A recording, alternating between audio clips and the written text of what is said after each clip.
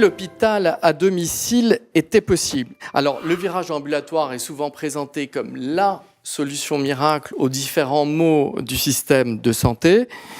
Est-ce que c'est vraiment cette solution qui est parfaite? On a été demandé à la rue. Regardez.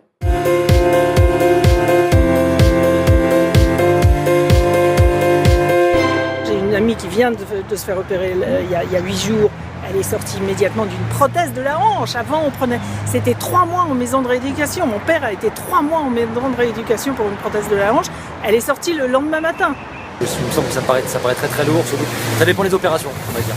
Une opération des dents, ça paraît peut-être moindre, mais ça peut devenir très très lourd. Donc voilà, c'est un petit peu. Je pense que c'est pas forcément la meilleure des solutions. Parce que ça fait faire des économies au système, et qui est coûteux, et qui est très encombré, et qui est en train de s'effondrer. Donc c'est bien. Et le fait que les gens puissent rentrer chez eux le soir, ça... c'est bien, non?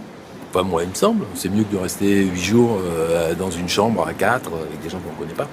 La sécurité sociale ne peut pas gérer ça, donc toutes les maladies qui peuvent être gérées à la maison, c'est très bien.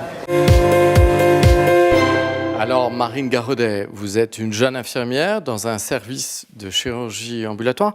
Ça se passe comment? L'ambulatoire, aujourd'hui, c'est une grosse partie de l'activité chirurgicale. En tout cas, dans mon service, on fait 70% du bloc opératoire de l'hôpital. Donc, c'est un flux de patients qui est très important. Ça a été un peu dit dans les vidéos, les patients, ils ont quand même une angoisse. Ça nécessite quand même beaucoup d'éducation avant pour leur expliquer que la prise en charge est rapide, mais ça ne veut pas dire qu'elle est mal faite. On parle de l'ambulatoire comme la panacée, et on l'a vu dans le micro-trottoir, c'est pas si embrassé par tous les Français. C'est-à-dire qu'on a un peu peur. On nous présente ça comme quelque chose de génial, vous allez être chez vous, ça va être merveilleux, etc., etc. Tout va très bien, mais c'est pas si simple. Quand vous êtes seul, vous avez des enfants en bas âge, vous ne pouvez pas rentrer chez vous après une mastectomie, par exemple. C'est une ablation du sein suite à un cancer du sein. Quand les proches sont au premier chef concerné. Quand vous êtes soigné à domicile, vous êtes, en tant que proche, vous êtes à la fois le psychologue, le nutritionniste, l'infirmier quand l'infirmière n'est pas là, etc., etc. Tout le monde n'est pas en capacité d'être soigné à domicile. La ministre a dit qu'elle avait un objectif de 70% d'actes de chirurgie ambulatoire. C'est faisable? Toujours se méfier des chiffres comme ça, d'une manière très générale. Enfin, on ne traite pas quelqu'un qui est dans un parcours de cancérologie comme quelqu'un qui, effectivement, se fait faire une prothèse de hanche ou un problème de genou. Il faut regarder les choses de manière un peu plus fine. Donc l'ambulatoire, il faut y aller de manière plus soutenue parce que les techniques médicales le permettent. Il faut aussi assurer une sécurité, une prise en charge. Et ça, il faut jouer avec l'hospitalisation à domicile. Il faut jouer peut-être avec aussi des hôtels hospitaliers là où c'est nécessaire. Alors justement, c'est intéressant, évidemment, ce que vous dites, parce qu'on parle de chirurgie ambulatoire, mais il y a d'autres secteurs où l'hospitalisation à domicile est très peu développée. Est-ce que les Français sont prêts à cette hospitalisation à domicile? Et la question qu'il faut se poser, c'est est-ce que les hôpitaux doivent être des lieux d'hospitalisation avec la matière noble qui est celle du besoin de l'hospitalisation, ou est-ce que cela doit être des lieux d'hébergement? Moi, je dis que ça ne doit plus être des lieux d'hébergement. Est-ce que on pense sincèrement que le souhait de la population, c'est d'être dans un lit à l'hôpital? Si finalement, nous avions moins de malades qui ne soient hospitalisés le week-end, a-t-on autant besoin de laisser dans des lits des patients le week-end? Non. Pourquoi, effectivement, c'est relativement peu développé dans certains secteurs en France? Il y a des structures d'hospitalisation à domicile dans tous les départements et qui sont normalement, je dis bien normalement, en situation de couvrir sur tous les territoires et de prendre en charge des patients.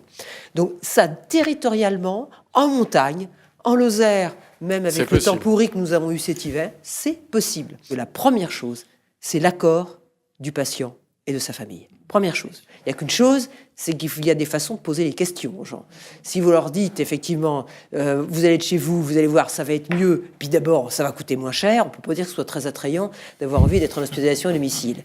Si on explique effectivement ce qu'il va en être des interventions, la façon dont les personnels vont intervenir, la façon dont, effectivement, la dimension sociale peut être prise en charge, le fait qu'il y aura un diététicien ou une diététicienne, un psychologue qui peut être sollicité. Quand on explique cela, on a peu de réticence. Les médecins généralistes, ils sont prêts à jouer le jeu?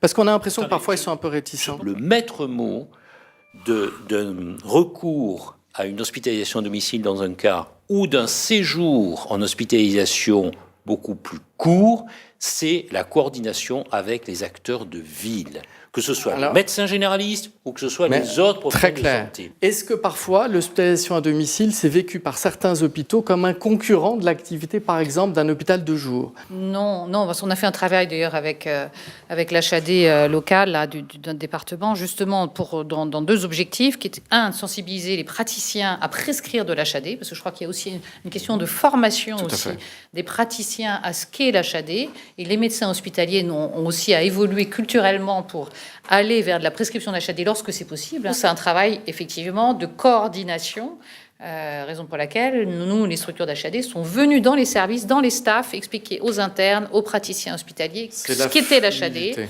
Et on a essayé de faire en sorte aussi de préparer en amont la sortie. Parce que ce qu'il y a de pire, effectivement, pour le patient, c'est que le patient, on le fait sortir de l'hôpital et qu'il n'y a pas de structure alternative, alors même qu'il a un besoin d'accompagnement, que ce soit en HAD, que ce soit dans la coordination avec son médecin traitant. La difficulté, elle est là. Elle est sur l'amélioration de la coordination entre les acteurs. Alors, on parle de ce dossier médical partagé. Est-ce que vous avez des outils de communication? Parce qu'on sait, par exemple, que les infirmières, elles ne communiquent pas tellement, les infirmières de l'hôpital, avec les infirmières de ville. Il n'y a pas de dossier? C'est le compte-rendu d'hospitalisation qui est plus ou moins fourni. Ça peut être très utile, ça l'est. Néanmoins, il n'y a pas vraiment de lien entre le soin infirmier qui a été fait à l'hôpital et le soin infirmier qui doit être fait en libéral.